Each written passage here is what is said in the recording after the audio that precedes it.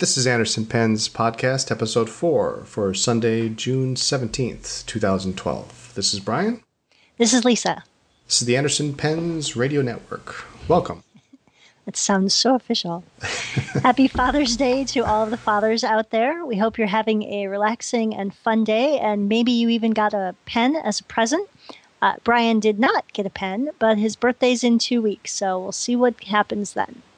Does that mean I'm getting a pen in 2 weeks? I said we'll see what happens then. There's no promise made there. Stay tuned, folks. Thanks again for the comments on last week's podcast. We had some audio difficulties to overcome. We've hopefully fixed them for this week, so keep those comments coming. Really appreciate it. Absolutely. We have run across an interesting opportunity, and we'd like to ask for your help. We would love to apply for a small business grant offered by Chase and Living Social for, get this, $250,000. We'd love your support, and we need 250 votes before the end of the month in order to be considered. Please go to missionsmallbusiness.com, log in with Facebook. You can search for us as Anderson Pens and vote for us. We do really appreciate the support. Yes, thank you. Cross fingers. So I got an interesting text message yesterday. During breakfast.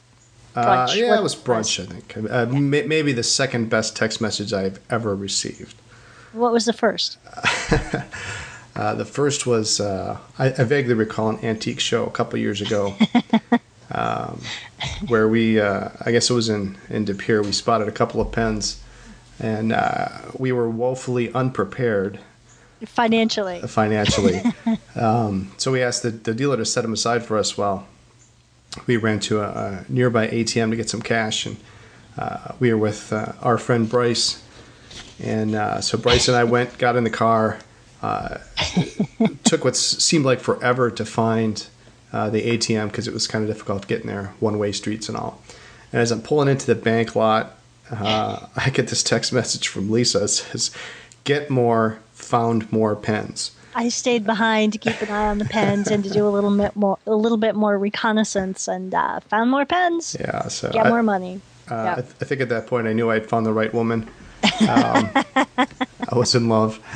So anyway, yesterday I was making some omelets.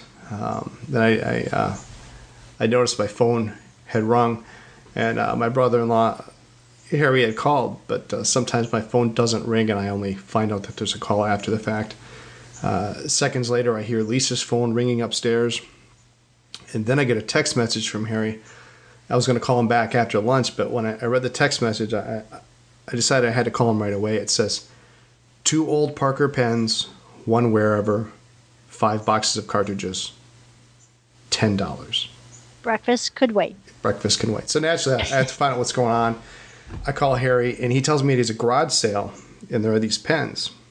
So I ask him not caring what the wherever looks like. I ask what the Parkers look like, just to make sure I'm not getting some Jotters or 21s or other pens I'm not terribly interested in. And he tells me one of them is a stripy camouflage kind of looking pen. I don't know about you, but when I hear the word camouflage in Parker, the first thing I think of is the Vector that Parker came out with that was in camouflage.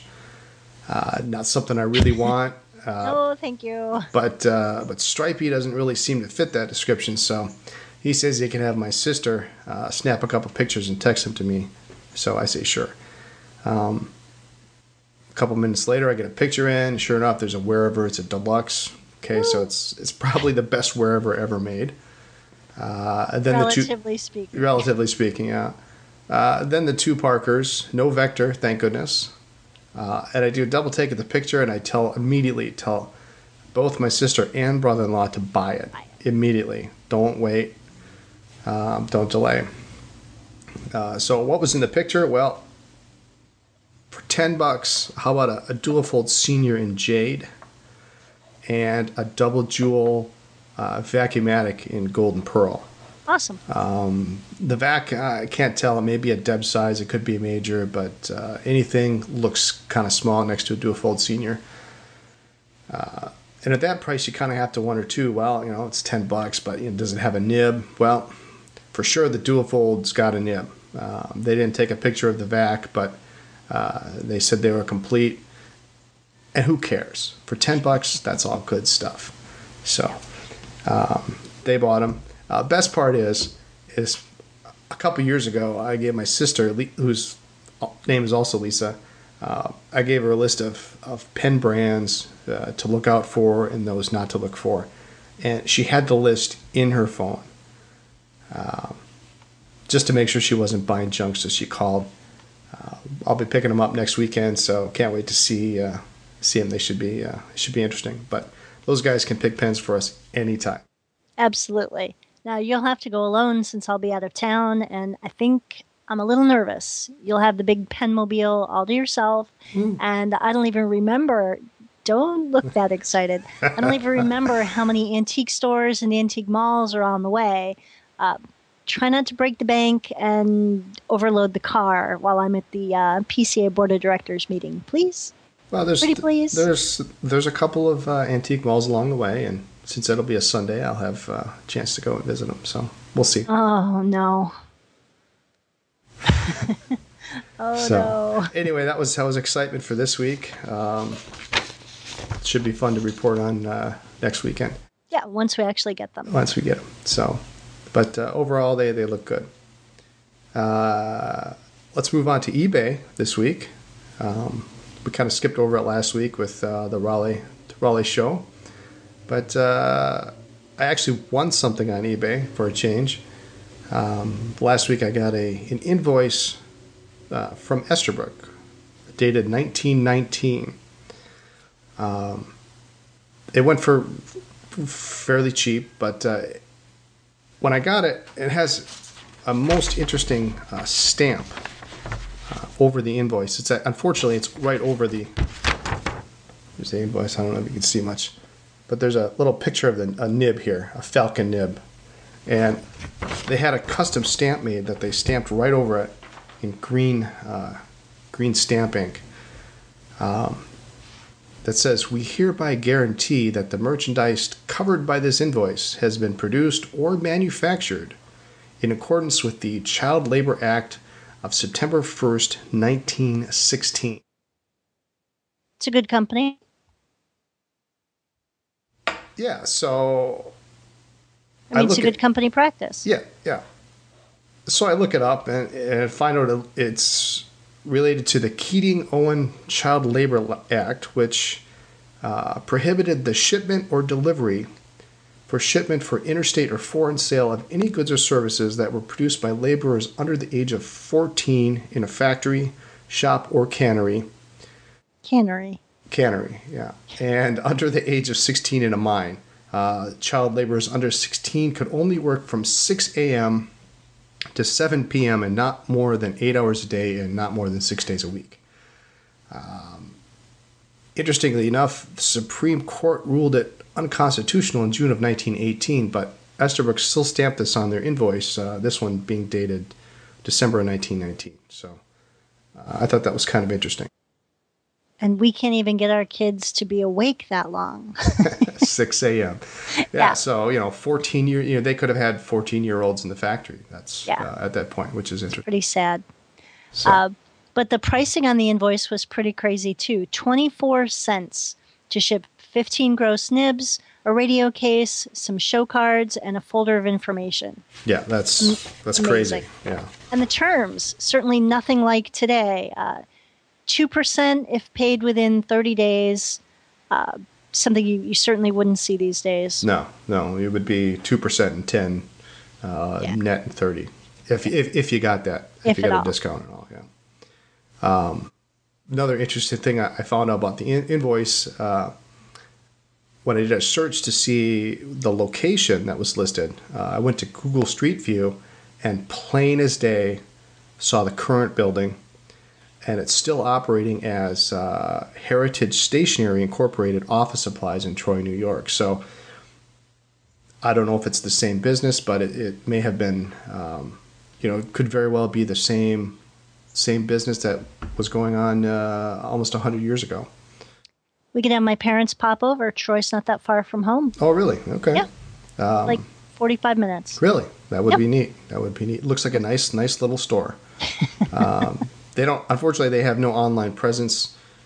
So getting any more information without going there would be kind of difficult. But We could just jet on up there. why don't we do that? Okay. So anyway, I thought that was interesting. A nice little piece of history. You don't often find the invoices from the manufacturers, so there's a lot of information on there. Other interesting eBay auctions this week that finished. You and your eBay. I love these things. Include, and I'm going to bring a couple of them up here for you. First one I thought was interesting, a diamond point. And this is a kind of a harder to find. It's a funky color. Red and tan marbled plastic. Now, by the looks of it, and from the ones that I've seen in the past, this is probably an oversized pen. I mean, it's a big chunky pen. The pictures are your classic eBay blurry camera photos, but it looks in reasonably good condition. Warranted nib, but 14K, $93. Is that good or bad? I think that's all right for this particular pen. 16 bids. Okay. You don't find this one very often, so right. I thought that was interesting. What else you got? How about this one? How about an AA Waterman gold overlay? Oh no. Yeah. Did you buy that one? You did. This one for $482.82. You bought that? 16 bids. I mean, it's really a nice example. It's got some nice stripes on there, and it's got some floral work on the band. I see a little better image there. So is that coming home to us or no? It's a nice looking pen. It's got some engraving. Oh no! A nice AA Waterman. I mean, look at that nib. I mean, looks like a little club breather hole there. So it should be fun to see what this looks like when it gets in. What? No. Twist filler even. Okay. Really, you don't see these very often. Very beautiful pen. So I thought that was noteworthy. $482. It's about kind of on par for what these are going for. Go find another one, and especially in this condition. All right. What else isn't coming home to us? What else not coming home? Well. Now this one, this looks a little rough. This picture was taken with a flash, and so that really almost makes it look worse than it is. But here's a Waterman 12 SF, which stands for sleeve filler. This went for $173.59, 20 bids, so it had some bidding activity. It's kind of rough. It's pretty heavily discolored. Doesn't look like it has any major cracks. Now, of course, this picture shows it with the box, and it looks black, but the other pictures clearly show some discoloration, some wear on the chasing. The section looks a little rough. Yeah. And another interesting thing too, it came with a Parker Lucky Curve number 3 nib, so it doesn't even have the right nib. Although, swap it out. Yeah, that's not a big deal. Finding a New York number 2 nib is pretty easy to find. In fact, the Parker nib is probably more valuable than the correct New York nib for this one. So maybe that's what didn't detract from the bidding. But kind of hard to find pen sleeve filler. But I think I would hold out for a little better example. But interesting nonetheless. And that's not coming home. That's not coming home. No, Okay, I'll hold out for something a little nicer, maybe right. with a filigree or something. Oh no. Switching gears here, I saw this set and I really kind of liked it. 51 Vacuumatic double jewel set, 14 karat tassies, and the nose cone on the pencil in black. It looks really clean. 13 bids went for $394.44. Wow. So almost $400, which honestly seems a little bit cheap to me, especially given we've got some 14 karat in there. Comes in the box, nice looking set. 1/10 16 karat gold filled caps. Pencil cap's got a little bit of a dent, a little bit of a ding in the back of it, but who cares? Those are easy to roll out. Nice looking set. All right. I could see that in the Christmas stocking, maybe. Something flashier. Yeah, okay. Switching gears again. This one I thought was kind of interesting. How about a Chilton red mottled hard rubber oversized pen and pencil set? That's a pretty set. It is a pretty set. Look at this marbling. How that's going there. That's just really pretty. Went for $282.77 and only 11 bids. There are some diehard Chilton collectors out there. There are, yeah. This is a nice looking set. It came with this leather case, which is kind of neat, but I doubt it's anywhere near original. But I can't really get a good look at the nib, but it looks like the right nib. It's got a Boston nib. It's got some engraving on both pieces, really kind of tastefully done with the original owner's initials. Fit nicely in the case. Yep. Nice shot of the inside of the case. Yeah, yeah. $282. That is a nice price for an oversized mottled hard rubber. And mottled hard rubber seems to be very popular these days. So that was kind of a nice set. Let's see. Is that it? No, I got two more here. All right. I thought were interesting. This one I thought would make a nice present for you, but awesome. I'm ready. You're ready. How about an Eversharp Doric set? Ooh. In cashmere, which is the green, Okay. green and black, kind of marbled. $255, only 2 bids. So what that tells me is the price was high from the beginning, which is one reason why some people they don't like starting out with a high bid, because you get people who don't think that they're going to get a deal. And so that's coming to me? No? We'll see.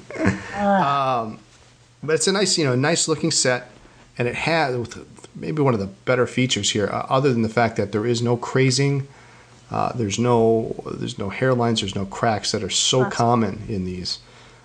It has the adjustable nib. Yep, the number 3 adjustable nib, which is pretty cool.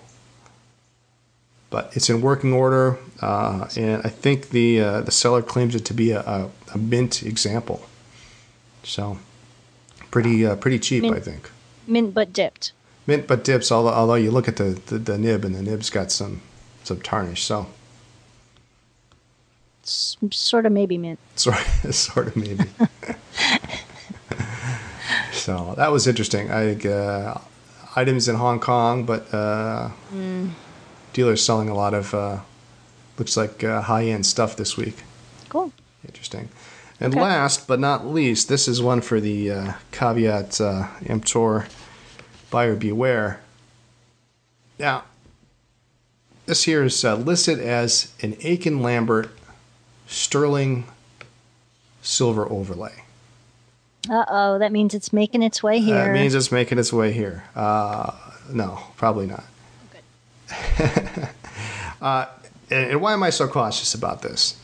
Aiken certainly made sterling filigrees. I have at least one of them. This one has an Aiken number 3 nib. I'm just not sold on this being Aiken. And you take a look at the nib here.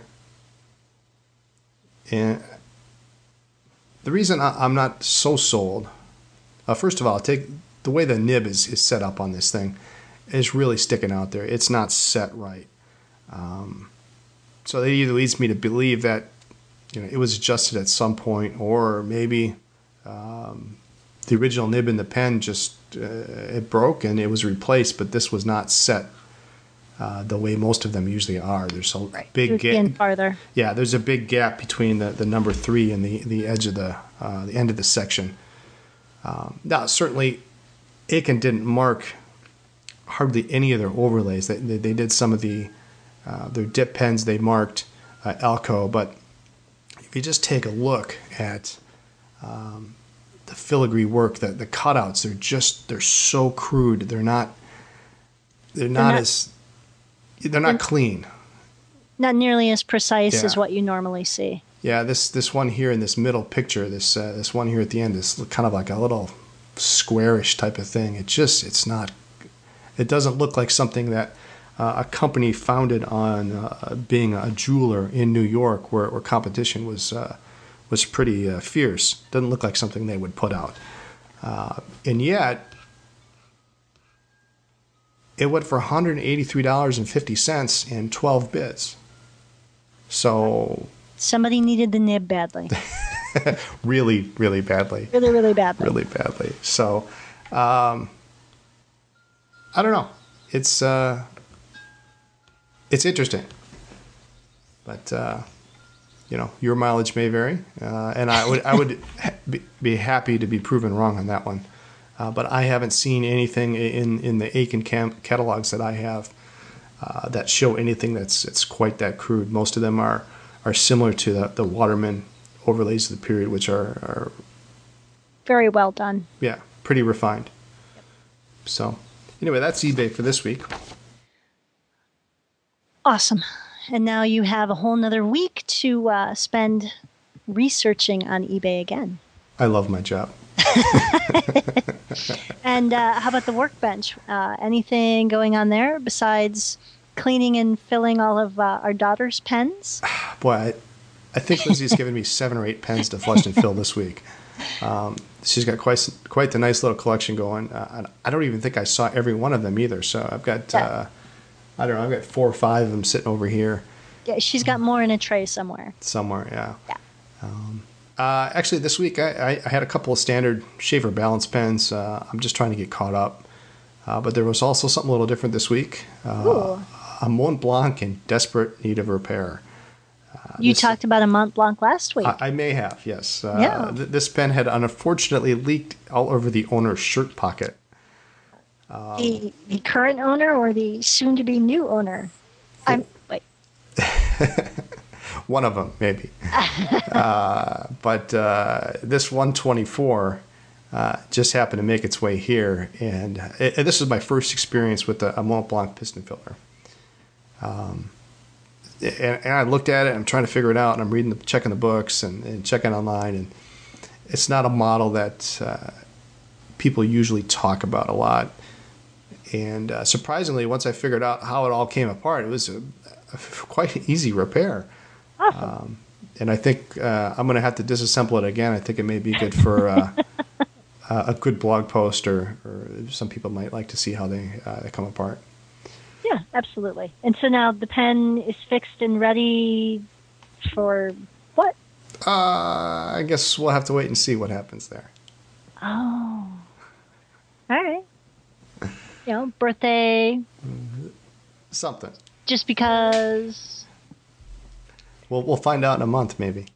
I guess we will. Let's see. Switching gears, unless you're going to gush about the Mont Blanc a little more. No, it's good. It doesn't leak anymore, so there's no need to gush. Awesome. Well, every week we get a number of Esterbrook-related questions, from nib inquiries to size questions to all sorts of random oddball questions.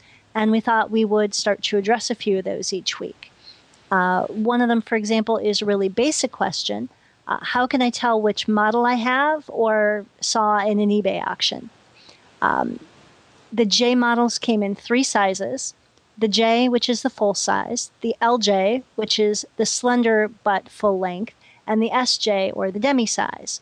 And they came in the classic 6 colors. Now, we're not going to address the color issue this week. Not this week. No, that's a podcast all to itself. Yes, it is. The full-size J is the longest and the fattest of the 3 basic J sizes. The LJ is the same length, but has a thinner girth, and the SJ has the same thinner girth, but it's shorter than the J or the LJ. So how do we tell? How do we tell if we only have one? If you only have one, another way to tell is by looking at the cap and the barrel jewels. The LJ and the SJ pens had the same size jewels for both the cap and the barrel. The full-size J has a cap jewel that's larger than the barrel jewel. There we go. So that's another way to tell. Interestingly, neither the 1949 or the 1952 catalogs show the LJ model. Double jewel models came out around 1948 and were produced in vast quantities, and many of them still show up in the wild with perfectly pliable sacks and ready-to-write condition. Yep. So. Yeah, I see quite a few that have. Esterbrook was one of the few companies that actually marked their sacks, and I see a good number of them that come in with Esterbrook marked on the sack. So it's kind of neat to see, and they're still in good shape. Still good shape. Yeah. Yep. Another often asked question has to do with Esterbrook nibs. It seems like every week we receive a couple of questions regarding the flexible Esterbrook nibs. Our first caveat is that your mileage may vary, so keep that in mind. But that means that everyone writes differently, everyone puts different pressure on the nib, so each experience will be different. We do try to caution users, however, especially people new to vintage or new to steel nibs, that steel nibs are generally not as wet noodle flexy as, let's say, a 14-karat gold Waterman nib. By their very makeup, they're not designed to flex that much. Whereas gold is softer and much more bendable to start with. Think about steel in a building. You don't want that to bend. Some people do experience some really nice line variation with some steel nibs, but the average user will not get the same experience as, let's say, a skilled calligrapher. Yes, that's very true. There are some people who really can make anything look great. Beautiful. But unless you have the experience and the practice, some people will be disappointed. Let's see, what else? Pen shows, what's coming up? Miami coming up next month, July 19th through the 22nd. Sadly, don't think we're going to make that one. No? No. It's a bad time of year to get away. Okay. Bert Ozer runs Miami, and terrific show host. He also runs Philly in January, Baltimore in March, which we went to this year, loved it, and San Francisco in October. Yeah, Bert does a good job. Would love to. I haven't been to Miami since he's taken over, but I'm sure he does a great job. I think my favorite part about the Baltimore show was the breakfast that he put on for the vendors. That was great. Yep. So. And the architecture in the building was amazing. So to eat breakfast in this absolutely breathtaking room was a bonus. Yeah. So. He did a good job too, though. He's always checking up with making sure everybody's has what they need and everybody's comfortable, and he takes care of you. So absolutely. So maybe next year. Maybe next year. Okay, great. Let's see. Next for us is DC. Okay, awesome. August 9th through the 12th. Huge show. Can't wait. It's going to be a blast. Yeah, it'll be good this year. I think we're gonna try a little bigger presence than last year. Oh my goodness. I think we're going to need to rent help or something. We're considering it. So we'll figure it out. But DC will be fun. We'll talk about that more as it gets close. But let's enjoy our summer here while we have it. It is nice to be home for a little while. It is. So, anything else this week? I don't think so. I think we've covered everything we need to cover. Okay. Comments, suggestions for topics, constructive criticism. No way. Use your pens. Write to us at Anderson Pens, P.O. Box 732, Appleton, Wisconsin, 54912. Or catch us online at email Brian@andersonpens.net or Lisa@andersonpens.net. We're on Twitter twitter.com/AndersonPens. We're also on Facebook, facebook.com/AndersonPens. Of course, on the web, AndersonPens.net. Absolutely.